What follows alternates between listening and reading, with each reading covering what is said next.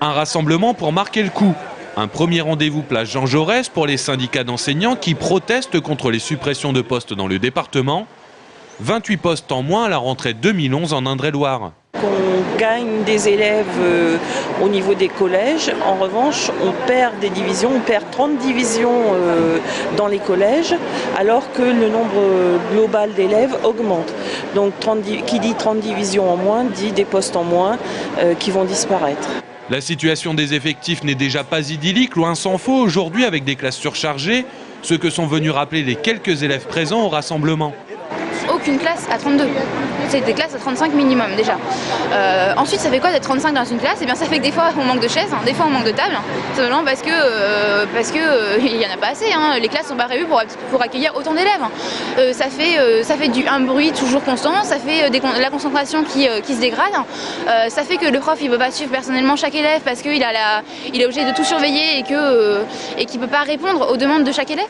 À force de supprimer des postes, des écoles pourraient disparaître ou fusionner.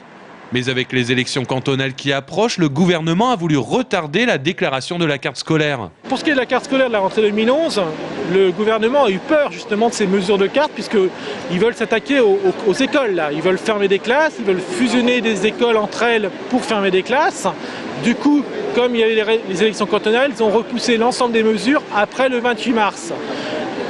Pourquoi? Parce qu'ils ont peur des réactions des parents d'élèves, des enseignants, des élus, des mairies. De son côté, l'UNSA a rebaptisé la place Jean Jaurès et l'entrée de la rue nationale place et rue du budget 2011. L'UNSA qui pointe aussi du doigt la situation post-réforme de l'IUFM et la nouvelle formation professionnelle des enseignants.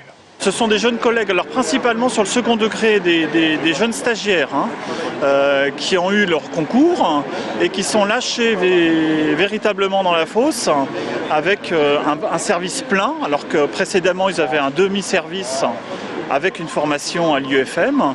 Là, cette année, ils sont à service plein. On peut constater un certain nombre de démissions, mais surtout, et ce qui est vraiment révélateur, c'est énormément d'arrêts maladie. Et la hausse d'arrêt maladie dénote effectivement une détresse et une souffrance.